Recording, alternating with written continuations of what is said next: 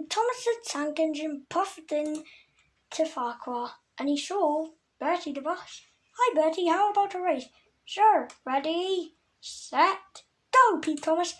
Thomas was off and Bertie sped after him. But they had to stop. Why have we stopped? I don't know. Some visitors were coming. It was the Flying Scotsman and Stepney, two famous engines. They zoomed across the bridge, zoomed through the station.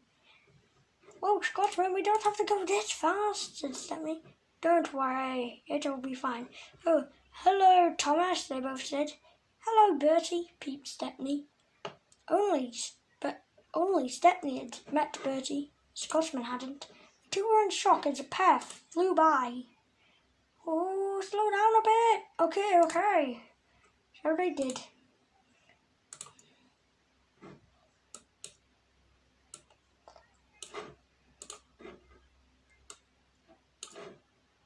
They sped up. Faster and faster they went. The faster they went, the faster they felt. Which was pretty obvious, but they still felt like they had never gone so fast. Stepney had had the time of his life. "Thanks for the push, Scotsman." "No problem, Stepney," yelled Scotsman. That engine must be too big for his wheels. I mean, he has two tenders," grumbled Crovan, who was the governor's private engine. That engine sounded a bit rude. Scotsman backed into a siding.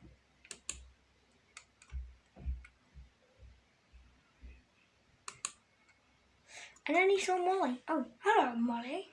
"Hello, Scott, it's been a while." "I last saw you when it was still the GNR. Yes, but that changed quite quickly after I was built, and we became the London North Eastern Railway. Well, it's nice to see you back."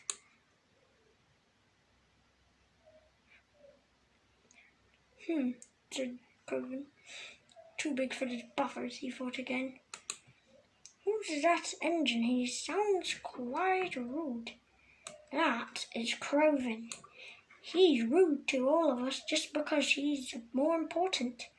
An engine important as a private. Well, he is a private engine." "Oh, is he now?" said the Scotsman. "Yes, we've never been able to calm down his ego." "Well, I'll try change that." "Maybe you could challenge him to a race," said Thomas. Scotsman liked that idea. "So that's what I'll do." "Well, Thomas, you've actually got a few good ideas." "Thank you," said Thomas. "Well, I'll go take that race now." "Hey, Crovan, how about a race? First one to Willersworth? Whoever loses has to... You've not got a plan for what happens to the loser. Well, they don't get to boast anymore. And the winner? They just win, I guess." Okay then. Doesn't seem to care that much. I'll beat you still.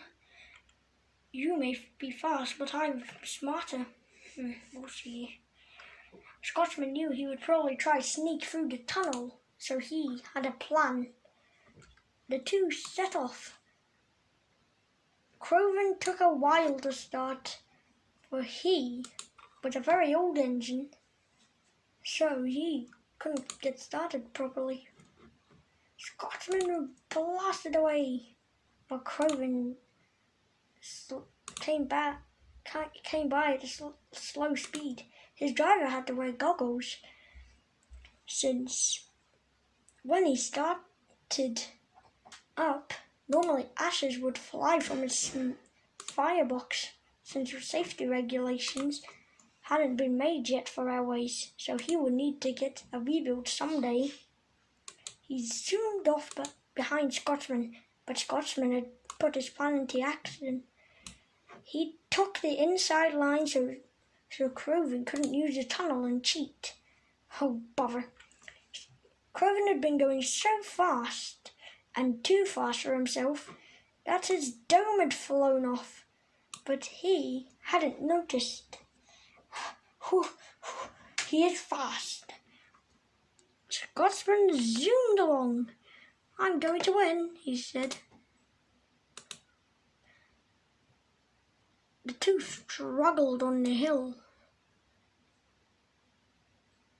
but soon they made it. Here we go! Scotsman started roaring towards Crovan, who had took the lead. He zoomed ahead. Goodbye, Crovan! He started slowing down for the curve. Crovan started picking up speed, but Scotsman only gained more. Goodbye, Crovan. It was nice seeing you back there. But they had to wait for a passing goods train. Crovan grumbled. Why do they have to pass us? Well, it's railway rules. Scotsman had changed tracks again, knowing Crovan couldn't cheat now. But what the two didn't know is the signalman wasn't expecting them. And the train had just come from a siding. And the points hadn't been changed back. The two were coming in at a tremendous speed. The signalman didn't have time to change the points, and Crovan went hurtling toward the station. Oh no, he yelled. The signalman got a notification and saw the crash outside. He ran to tell the Fat Controller, who then told him to find an engine. Find an engine? Okay, sir. Oh, I'm sorry, Scotsman, for being such a boastful engine. I just thought you would steal my spotlight. And that's really why I'm so boastful. I just want spotlight. Oh, I think I know why. Gordon's told me. Was it an engine called 98462? Alfred, grinned Neil.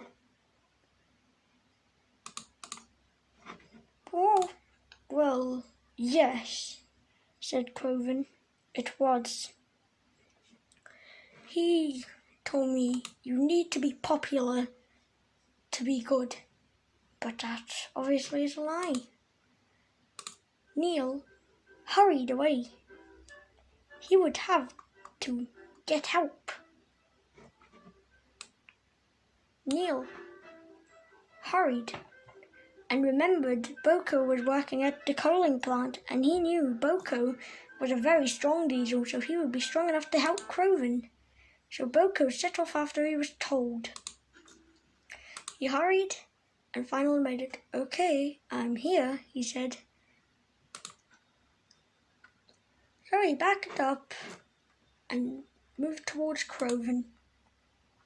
Come on, he yelled. Crovan struggled, but soon him and Boko managed to squeeze him out. Oh, I'm sorry, Boko and Scotsman, for all the boasting I've done. You don't have to say sorry now. You already have many times, my friend. Wait a minute, Crovan, where's your dome? Wait, where is his dome? My dome? It must have fell off at the high speed. All Crovan could do was laugh. He had a very eventful day. Well, I guess we should go back to the shed. And there they met Stepney and Molly.